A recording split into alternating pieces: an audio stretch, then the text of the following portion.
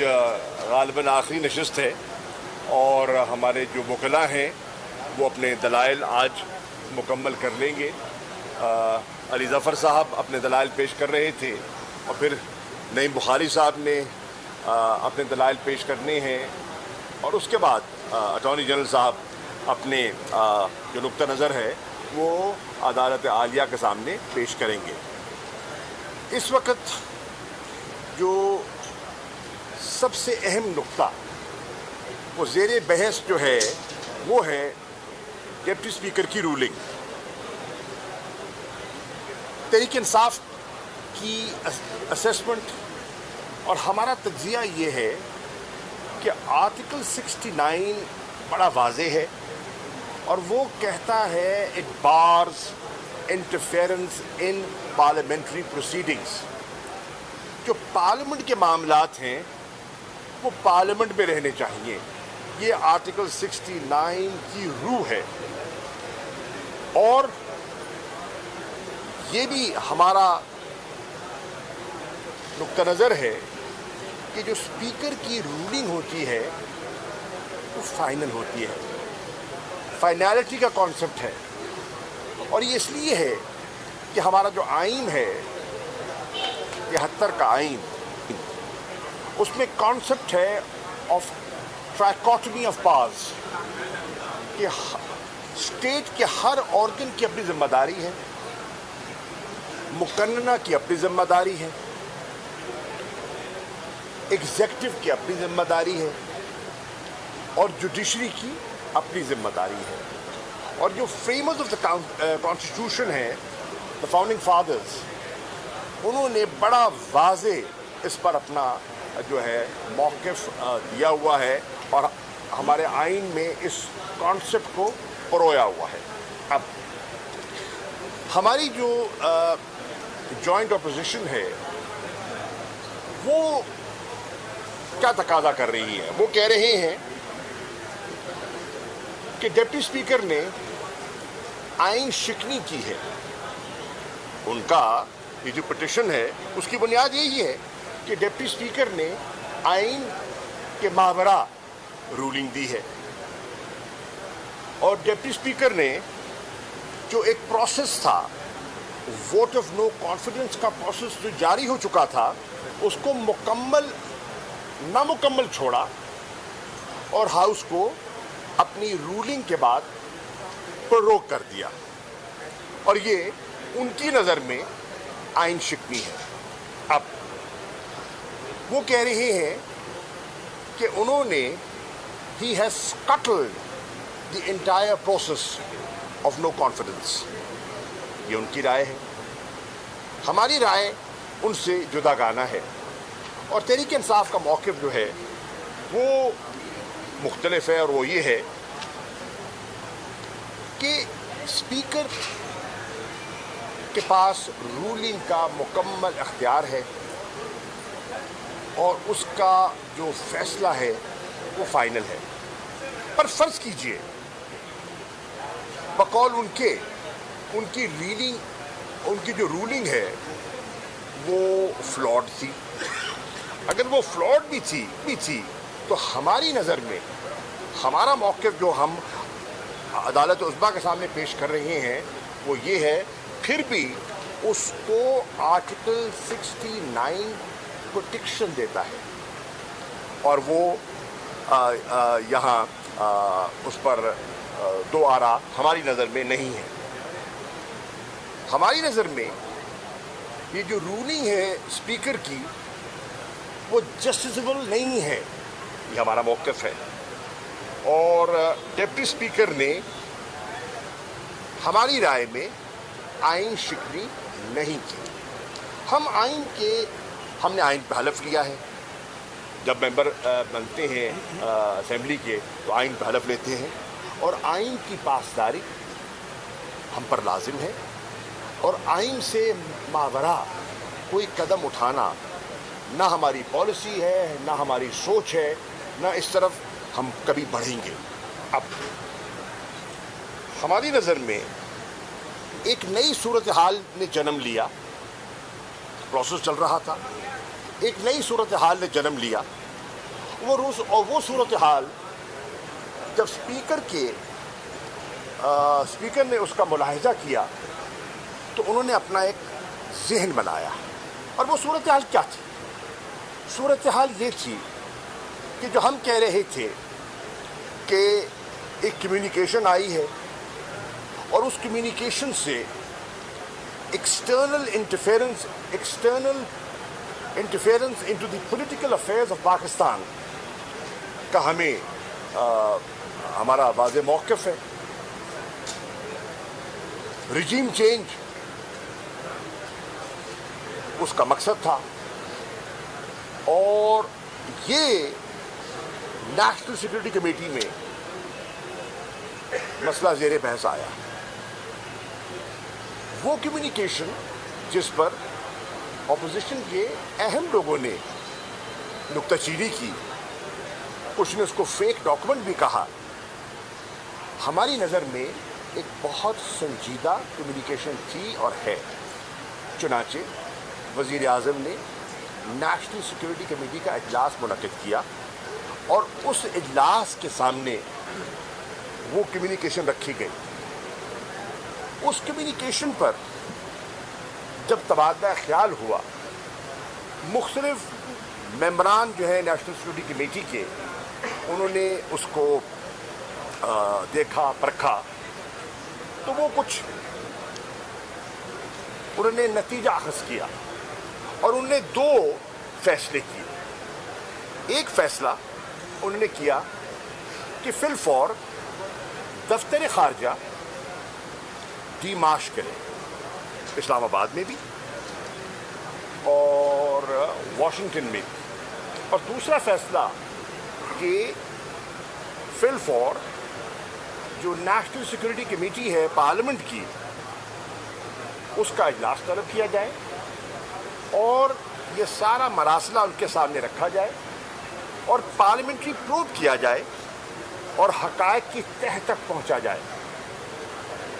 تو پھر national security کے احکامات پر عمل درآمد کرتے ہوئے دفتر خارجہ نے ڈیمارش کیا، وہ آپ کے سامنے ہے، اور نیشنل سیکورٹی کمیٹی کا جو اجلاس ہے پارلیمنٹری کمیٹی کا، وہ طلب کیا گیا، دعوت نامے جاری کیے گئے.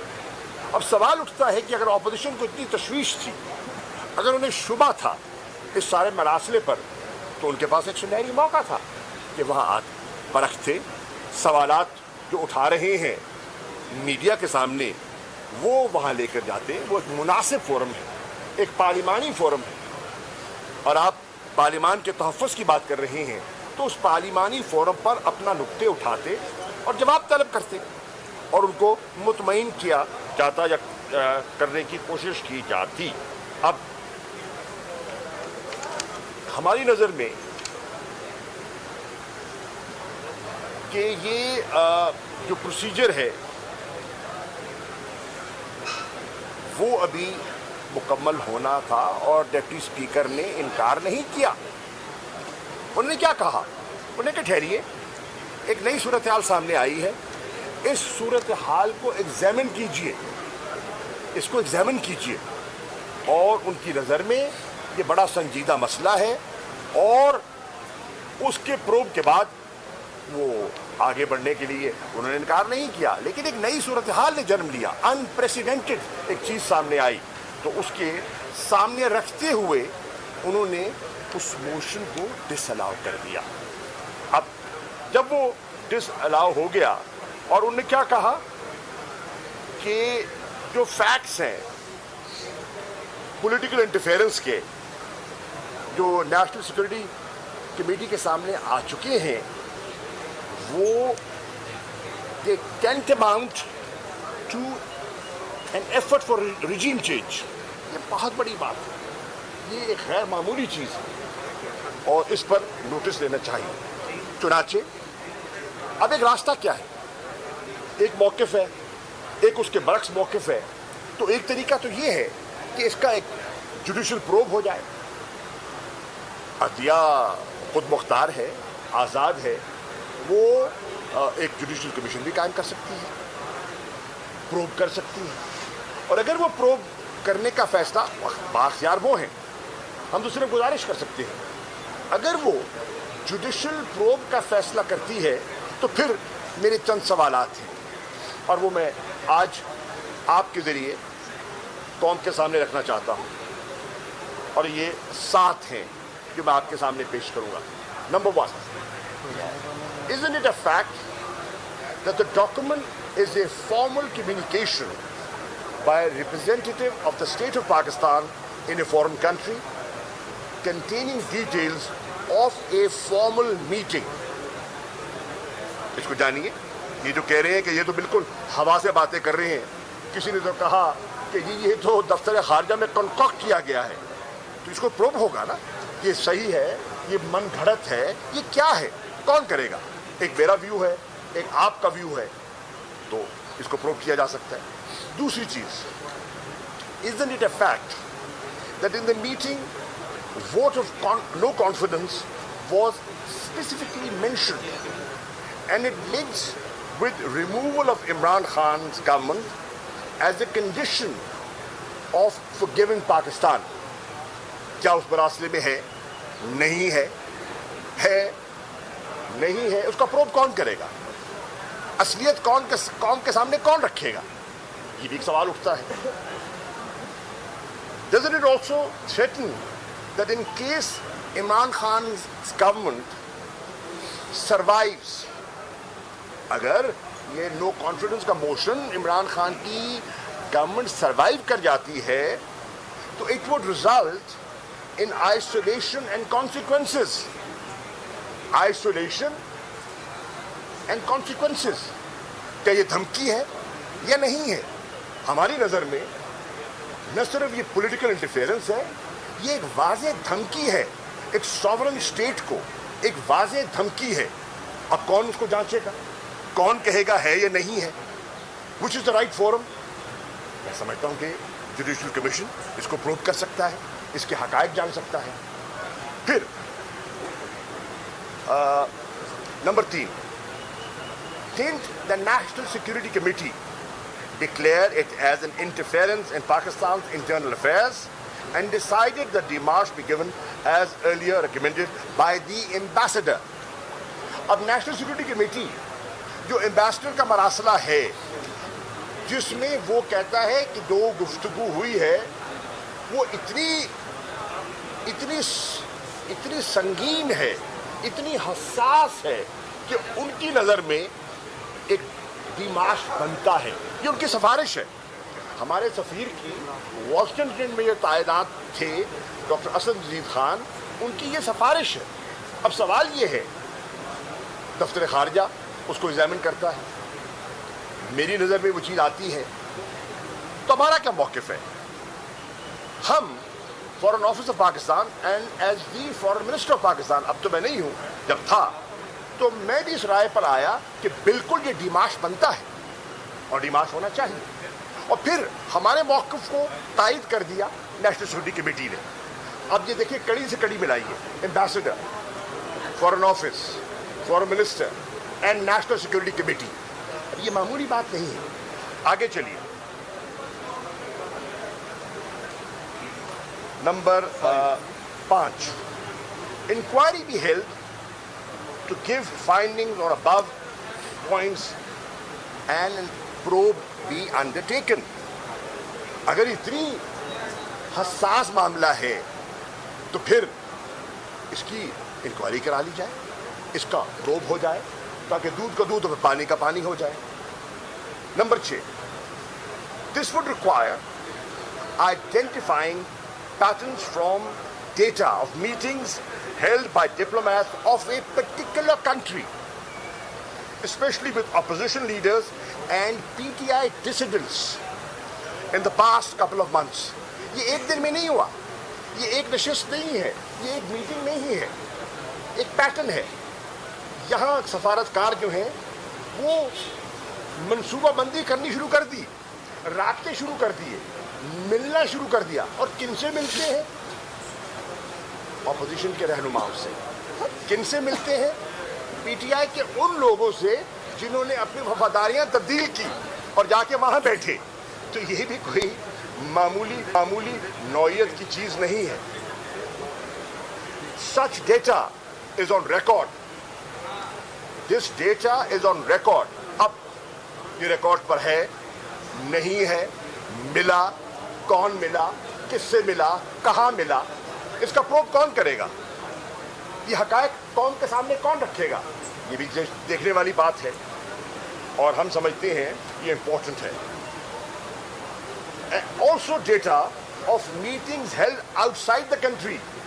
کچھ یہاں ہوئی, کچھ وہاں ہوئی, یہ کون پروب کرے گا, حقائق قوم کے سامنے کون رکھے گا. میں سمجھتا ہوں کہ ایک جوڈیشل کمیشن ہی ہے ایک ایسا معتبر فورم جو اس بات اور اس نتیجے پہ پہنچ سکتا ہے کہ حقائق کیا ہے. پھر ساتواں پوائنٹ, میرا آخری point, the inquiry body will also give findings after due probe on each of the relevant observations raised by various members in the National Security Committee.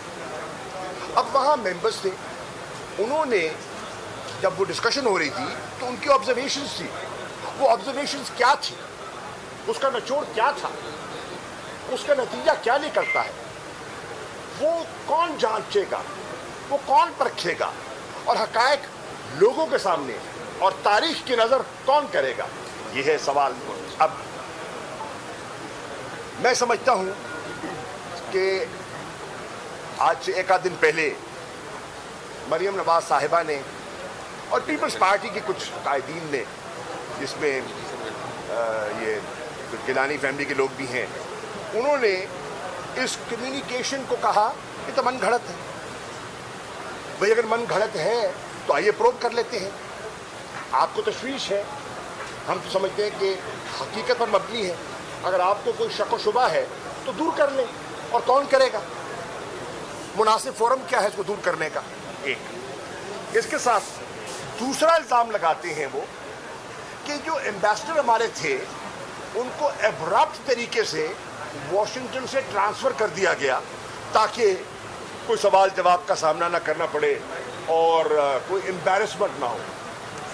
یہ بھی حقائق کے برعکس ہے, اور یہ بھی قوم سے غلط بیانی کی جا رہی ہے. حقیقت کیا ہے, حقیقت یہ ہے کہ یہ ایبرپٹ ٹرانسفر نہیں تھا. جو ہمارے ایمبیسڈر تھے وہ اسلام آباد تشریف لے کر آئے,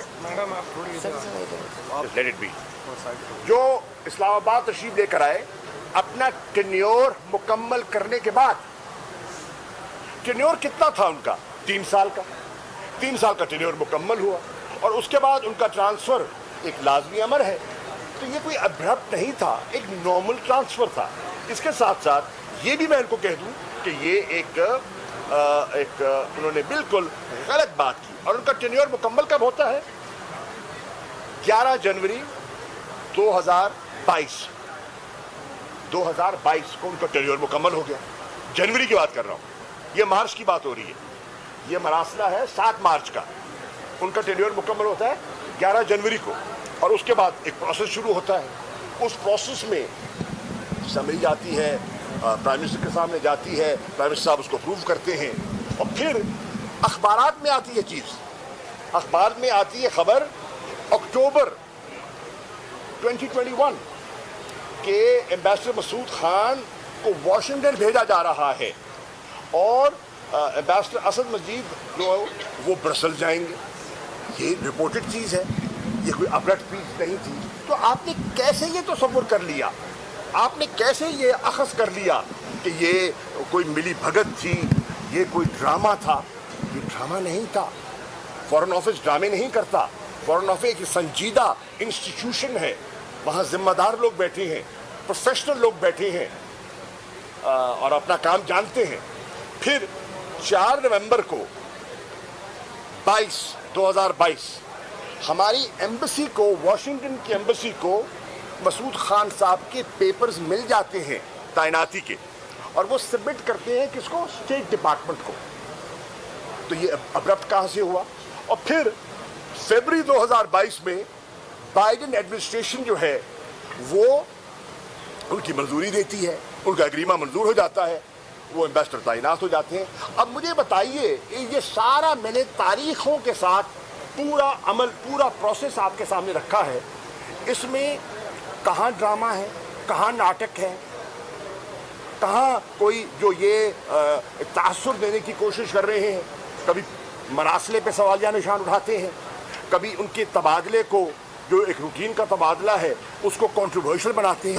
یہ بالکل غیر مناسب رویہ ہے اور میں سمجھتا ہوں یہ اپنی بوکھلاہٹ میں اور اپنے مقاصد کو حاصل کرنے کے لیے وہ ملک کو ایک کانسٹیٹیوشنل کرائسس کی طرف دھکیلنے کی کوشش کر رہے ہیں, جو بڑی خطرناک بات ہے. اب سوال اٹھتا ہے کہ جب ڈپٹی اسپیکر صاحب نے رولنگ دے دی اور وہ جو موشن تھا آف نو کانفیڈنس کا وہ انفیکچس ہو گیا, تو پھر وزیر اعظم کے اختیارات تو جو مکمل تھے وہ بحال ہوئے. وزیر اعظم نے اپنی ثوابدید میں, اور یہ آئینی ہے کہ وزیر اعظم کبھی بھی کسی وقت اپنی ثوابدیدی اختیار کو استعمال کرتے ہوئے وہ صدر کو ایڈوائز کر سکتے ہیں اسمبلی کی ڈسولوشن کے بارے میں. چنانچہ وزیر اعظم نے ایڈوائز بھیجی اور صدر صاحب نے اس کو ایگزامن کیا, اور ایگزامن کرنے کے بعد اسمبلی کا ڈسولوشن ہو گیا. اور ڈسولوشن صرف نہیں ہوا, ڈسولوشن کے بعد پروسیس آگے چلا گیا, نام کے مانگنے شروع کر دیے اور تحریک انصاف نے تو نام بھی تجویز کر دیا. اب سوال ہے کیا یہ قائد حزب اختلاف شہباز شریف کی یہ آئینی ذمہ داری نہیں ہے کہ وہ نام دیں؟ وہ نام دینے سے کیوں کترا رہے ہیں؟ اور اگر کترا رہے ہیں تو اپنی آئینی ذمہ داری سے وہ جو ہے وہ پہلو تنی کر رہے ہیں, سبکدوش ہو رہے ہیں. اب میں سمجھتا ہوں اپوزیشن کہتی کیا رہی ہے, اور یہ قوم یہ سننے کی بات ہے, جاننے کی بات ہے. پورے 3.5 سال یہ سارے جو اس وقت کورٹ میں بیٹھے ہیں اپوزیشن والے, یہ ایک ہی راگ الاپتے رہے ہیں کہ ملک کو نئے انتخابات کی ضرورت ہے, 2018 کے مینڈیٹ کو ہم مینڈیٹ تسلیم نہیں کرتے, عمران خان الیکٹڈ نہیں سلیکٹڈ ہے. یہ آپ ساری قوم سنتی رہی ہے اور ہم بھی 3.5 سال سنتے رہے ہیں. ان کی جو کاروائیاں تھیں پیپلز پارٹی نے 5 سال پورے کیے, نون نے 5 سال پورے کیے. ہمارا بھی حق بنتا تھا کہ ہمیں 5 سال پورے مکمل کیے ہمارے جانے چاہیے تھے, لیکن ان کو راس نہیں آیا, ہضم نہیں ہو رہا تھا, ان کو ہضم نہیں ہو رہا تھا. اور کیوں نہیں ہو رہا تھا وہ بھی قوم کے سامنے آ جائے گا, کیوں نہیں ہو رہا تھا وہ. ابھی اس پر میں مزید ابھی بات نہیں کرتا, موقع آئیں گے آگے بات کرنے کے. اب صبر کیجئے نا بھائی, لیٹ می فنش. اب ان مائی اوپینین بحیثیت ایک پاکستان کے شہری کے یہ بہت سنجیدہ صورتحال ہے. اوبیسلی عدلیہ کا فیصلہ آئے گا, ہم اس کے منتظر ہیں, لیکن میری رائے میں واحد حل, بحیثیت ایک پاکستانی کی کہہ رہا ہوں, بحیثیت ایک شہری کی کہہ رہا ہوں, تحریک انصاف کے کارکن کے طور پہ نہیں, واحد حل ایک فریش مینڈیٹ ہے. عوام ساری صورتحال کا فیصلہ کرے کہ ہم نے ملک کو کہاں لے کر جانا ہے, اور ملک کے مستقبل کا فیصلہ اور باغ ڈور ہم کن ہاتھوں میں دینی ہے اور کن ہاتھوں میں محفوظ ہوگی. کون پاکستان کی خود مختاری خودداری کا تحفظ کرنے کی اہلیت رکھتا ہے, یہ ہے سوال جس پر آج قوم کو سوچنا ہے. اور اس بیک گراؤنڈ میں یہ جو ہے جو کیس ہے وہ سپریم کورٹ میں لڑا جا رہا ہے. اپوزیشن اس پر اس شک کا اظہار کر رہی ہے کہ 7 سے لے کے 3 اپریل تک اس حد کو 27 کو کیوں سامنے لایا گیا. ٹائمنگ کے اوپر اعتراض ہے اپوزیشن کو, اور اپوزیشن سمجھتی ہے اپوزیشن کو ٹائمنگ کے لیے اعتراض وہ اس لیے کر رہے ہیں کہ ان کو اعتراض نظر نہیں آ رہا.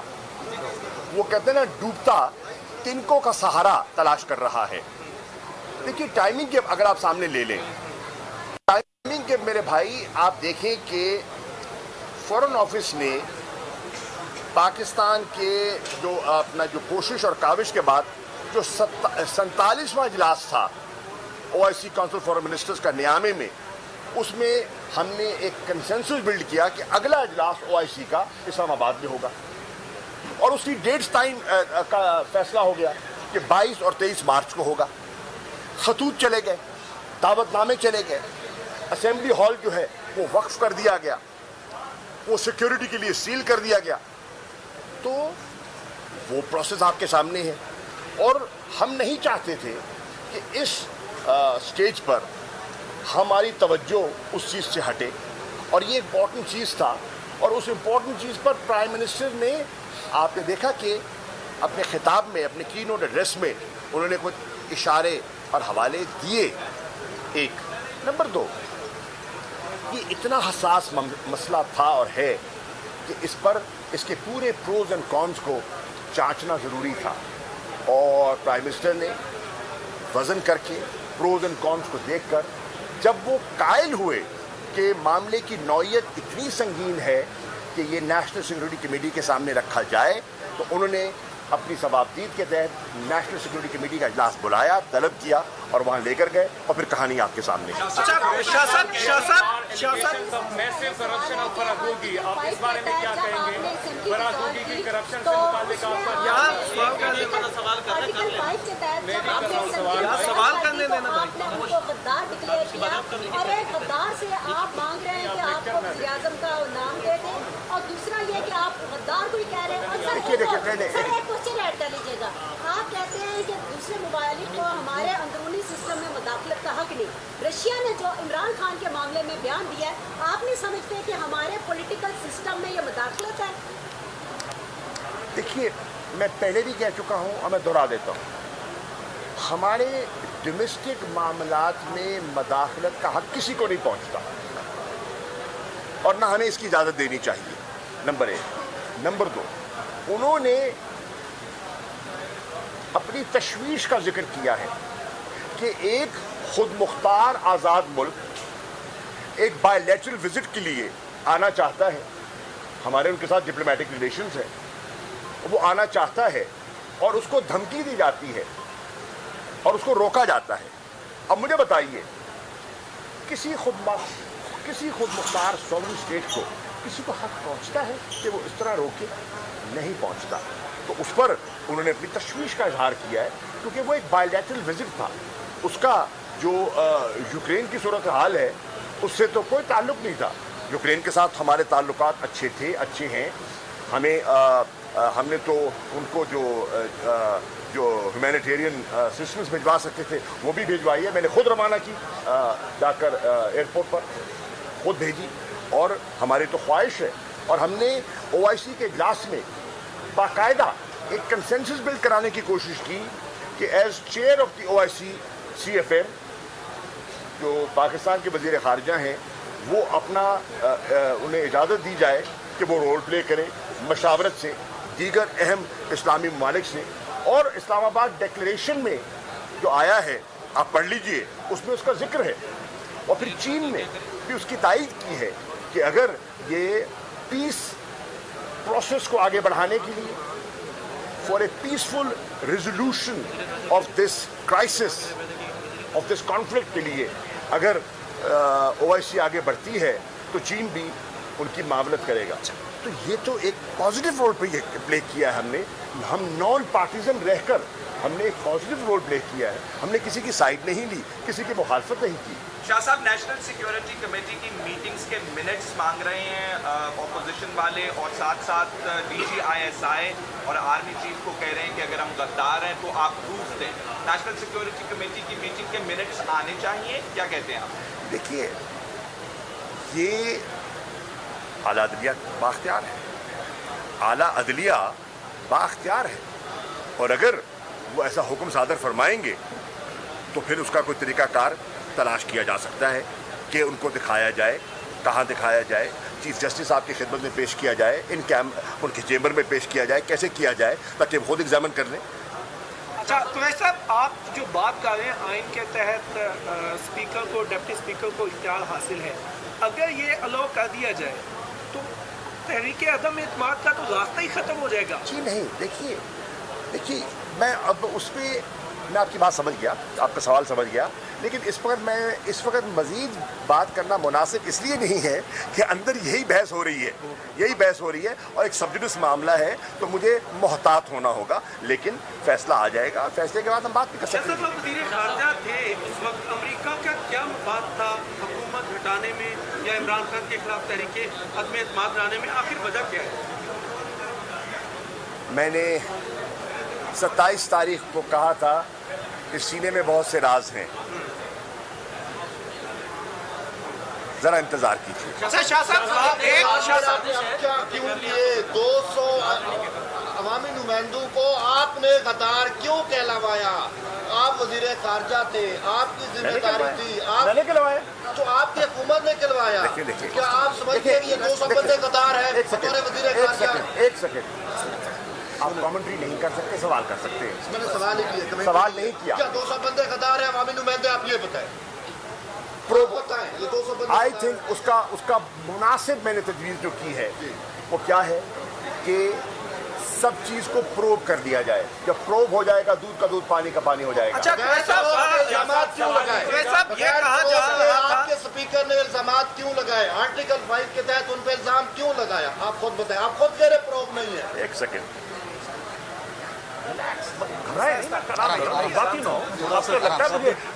इलेक्शन लड़ने का इरादा तो नहीं है।